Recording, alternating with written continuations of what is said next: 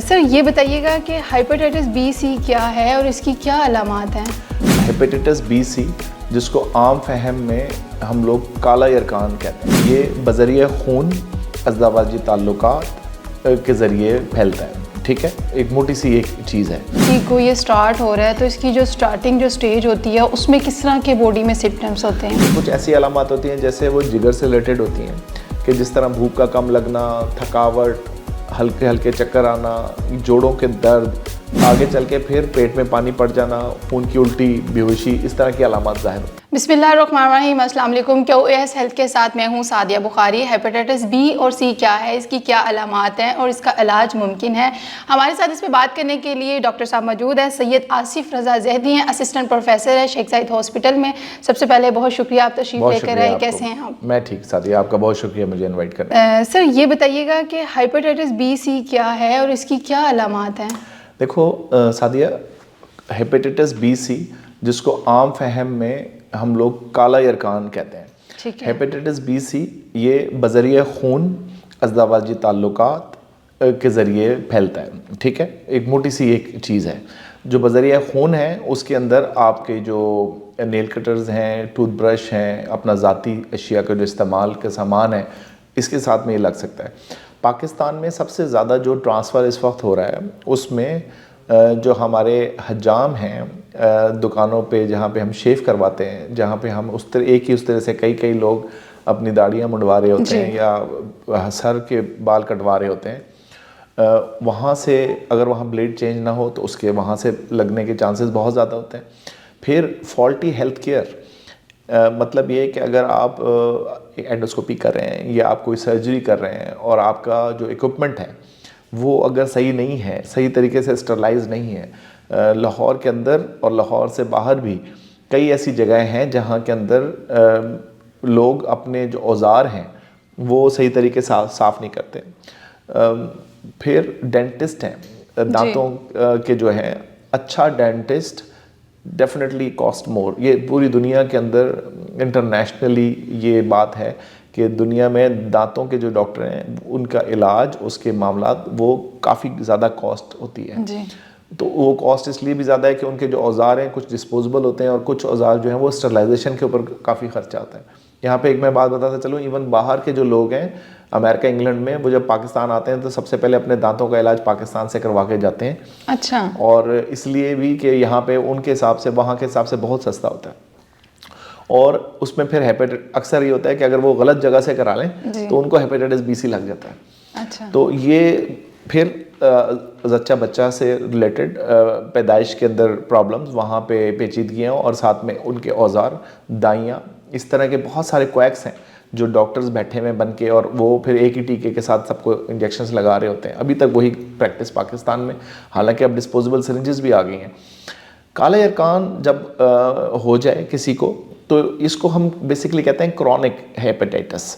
یعنی hepatitis be اور سی اگر یہ کرونک ہو جائے، پرانا ہو جائے، یہ اس طرح کا ہوتا ہے سعدیہ کہ اس میں ہلکی پھلکی بعض اوقات کوئی بھی علامات ظاہر نہیں ہوتی اور انسان کا جگر ہلکی سوزش کے ساتھ ہلکی آنچ پہ جانا پکنا شروع ہو جاتا ہے. اچھا. اور یہ اس طرح کا وائرس ہے ہیپیٹائٹس بی اور سی، جس کے ساتھ میں جگر کے اندر ہلکے سوزش چلتی رہتی ہے، اور جب وہ 10-15 سال تک گزر جاتے ہیں تو جگر کو وہ سکیڑ دیتی ہے، پیٹ میں پانی پڑ جاتا ہے، خون کی الٹی آنے کے چانسز، بے ہوشی کے چانسز، اور پھر بعد میں لیور ٹرانسپلانٹ کی ضرورت پڑتی ہے.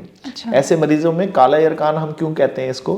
کیونکہ یہ انسان کا جو رنگ ہے وہ زیادہ ڈارکر سائڈ پہ، کمپلیکشن جو ہے وہ زیادہ کالا ہو جاتا ہے انسان. اچھا، کلر بھی اس میں ڈل ہو جاتا ہے؟ کلر ڈل ہو جاتا ہے. پہلے انسان کا کلر کچھ اور ہوتا ہے، یا گندمی، وائٹ سا گندمی یا لائٹ براؤن، اور لیکن جب کالا یرقان کسی کو ہو جاتا ہے اس کا رنگ بالکل بلیک ہو جاتا ہے اور آنکھیں پیلی ہو جاتی ہیں. اچھا. اس وجہ سے اس کو کالا یرقان کہتے ہیں. ٹھیک ہے. اچھا ڈاکٹر صاحب، جیسے ابھی آپ نے اس کی علامات بتائی ہیں، تو اگر کسی کو یہ سٹارٹ ہو رہا ہے تو اس کی جو سٹارٹنگ جو سٹیج ہوتی ہے اس میں کس طرح کے باڈی میں سمپٹمس ہوتے ہیں؟ دیکھو سعدیہ، جیسے میں نے بتایا کہ آپ کو بعض اوقات کوئی بھی علامات نہیں ظاہر ہوتی ہیں.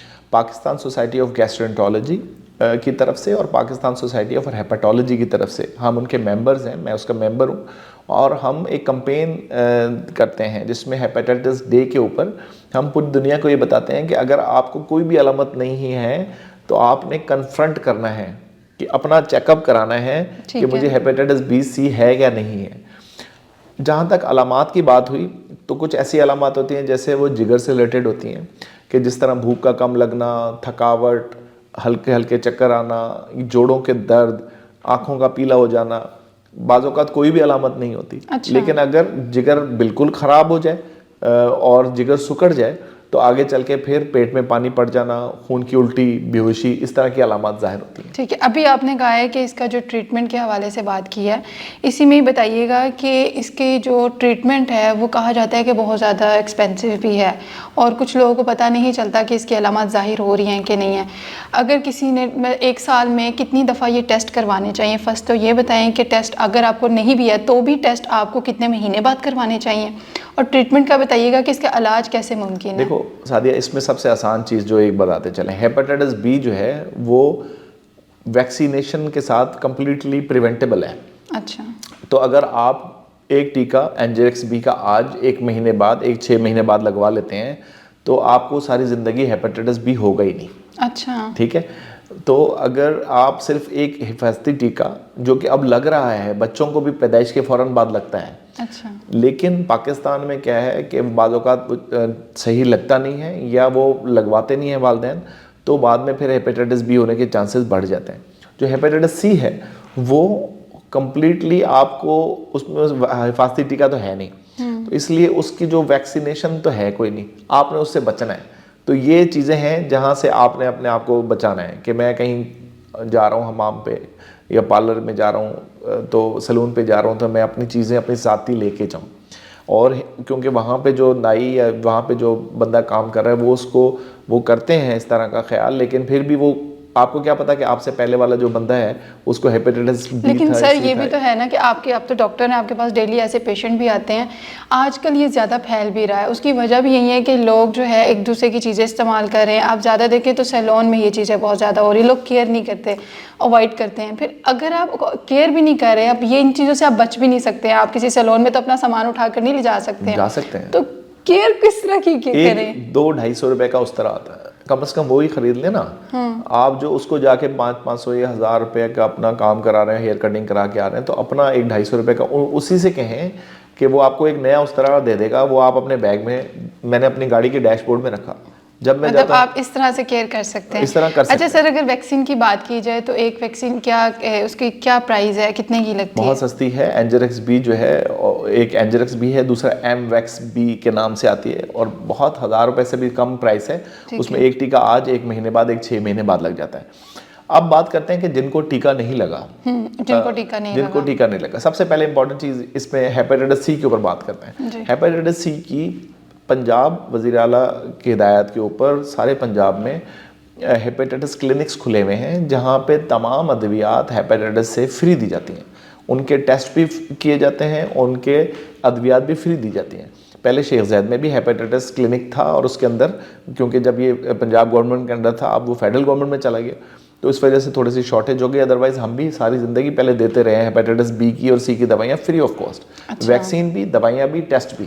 تو یہ تمام ہیپیٹائٹس کلینکس میں اویلیبل ہیں. آپ جناح ہسپتال چلے جائیں, آپ جنرل ہاسپٹل چلے جائیں, DHQ چلے جائیں. تو ہیپیٹائٹس سی کی جو دوائیاں ہیں, اگر آپ کا جگر سکڑا ہوا نہیں ہے تو وہ دوائیاں آپ نے 3 مہینے تک 2 گولیاں کھانی ہیں روزانہ صبح کے وقت, اور اس کے ساتھ میں جسم کا درد, تھکاوٹ یا نیند کا نہ آنا ہو سکتا ہے.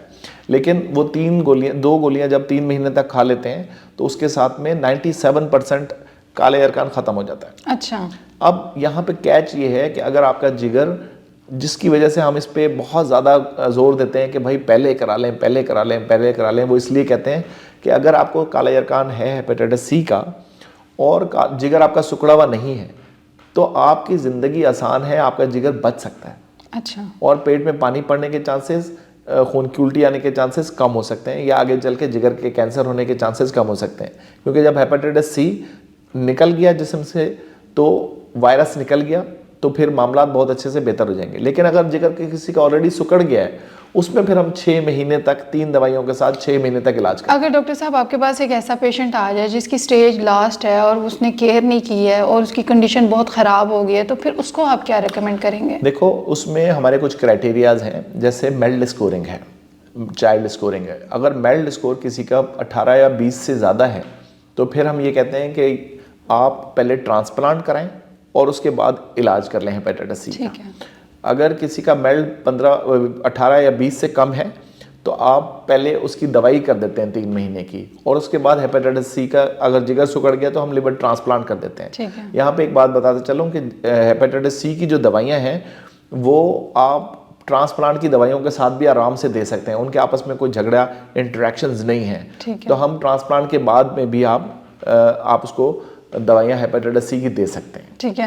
اچھا ڈاکٹر صاحب, یہ تو آپ نے ٹریٹمنٹ بتایا ہے, اگر جن کو ہیپیٹائٹس بی اور سی کا ایشو ہے ان کے لیے بتائیے گا کہ کس طرح کی احتیاط کرنے کی ضرورت ہے, کھانے پینے کے حوالے سے بھی, اور نیند کا کس طرح سے خیال رکھیں. ساتھ ہی اس سے پہلے ہیپیٹائٹس بی پہ بات کرتے ہیں. ہیپیٹائٹس بی کی جو دوائی ہے بعض اوقات جو اب WHO کی ریکمنڈیشن ہے اس میں وہ یہ کہتے ہیں کہ آپ نے کم از کم 3 سال یا پھر ساری زندگی کے لیے ہیپیٹائٹس سی کی بی کی دوائی کھانی ہے, تو وہ 1 گولی روزانہ کھانی پڑے گی. اب آتے ہیں آپ کے اس کے اوپر آنسر کے اوپر, سوال کے اوپر کہ اب اس سے کس طریقے سے بچا جاتا ہے اور خوراک کس طریقے سے کھانی ہے. اگر تو آپ کا جگر کے اندر کوئی بہت زیادہ گہرا ورم نہیں ہے اور آپ کا جگر سکڑا ہوا نہیں ہے تو آپ دنیا کی ہر چیز کھا سکتے ہیں. اچھا ٹھیک ہے. لیکن اگر جگر سکڑ گیا ہے, پیٹ میں پانی ہے, سروسز ہو گئی ہے, پھر آپ کو نمک تھوڑا سا کم کرنا پڑتا ہے, آپ کو لو پروٹین ڈائٹ لینی پڑتی ہے. 2 انڈے کی سفیدی لے لیں, چکن کی بوٹی لے لیں یا دال کی پلیٹ لے لیں, تمام سبزیاں تمام پھل کھا سکتے ہیں. ٹھیک ہے. اور آپ نے نیند کی دوائیاں, کوئی درد کی دوائیاں, بروفین, Disprin, ڈائکلوران, over the counter drugs, نیند کی دوائی یا کھانسی کے شربت بہت زیادہ نہیں لیتے, وہ ہم منع کرتے ہیں جگر کے مریضوں کو جن کا جگر سکڑا ہوا. ٹھیک ہے. اچھا سر, یہ بھی بتائیے گا کہ کچھ ڈاکٹرز یہ بھی کہتے ہیں کہ شیکس اور جوس کا استعمال آپ کر سکتے ہیں, اس پہ بھی تھوڑا سا نظر ڈالیے گا کہ آپ شیکس پی سکتے ہیں, دودھ یہ جوسز کا استعمال کر سکتے ہیں. 1 کپ دودھ آپ آرام سے پی سکتے ہیں. جو شیکس اگر ہیپیٹائٹس بی کا مریض ہے جس کا جگر سکڑا ہوا نہیں ہے وہ تو میں نے کہا ہے سادی ہر چیز کھا پی سکتے ہیں. اگر جگر کسی کا سکڑ گیا ہے ان مریضوں کے لیے جتنے بھی یہ سوڈے والی چیزیں ہوتی ہیں, یہ سوڈا بھی نمک کی طرح کام کرتا ہے.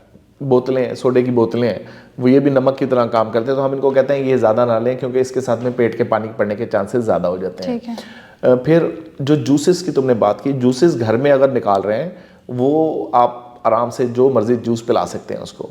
لیکن اگر ڈبے والا جو جوس ہے, جو پیکڈ جوس بازار سے آ رہا ہے, اس میں کیونکہ سادیہ اس کو پریزرو کرنے کے لیے اس میں کچھ نمک ایڈ کیے جاتے ہیں. جب اس میں دیکھو گے تو آپ کو کافی کوانٹٹی سوڈیم کلورائڈ کی نظر آئے گی.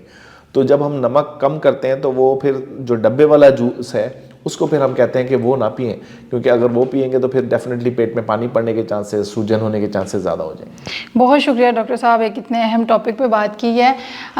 اپنے اور اپنے پیاروں کا خیال رکھیں, اور اگر آپ کی فیملی میں کسی کو ہیپیٹائٹس بی یا سی کا ایشو ہے تو فوراً ڈاکٹر کے پاس جائیں اور دیر مت کریں. اسی کے ساتھ سعدیہ بخاری کو اجازت دیجیے. اللہ حافظ.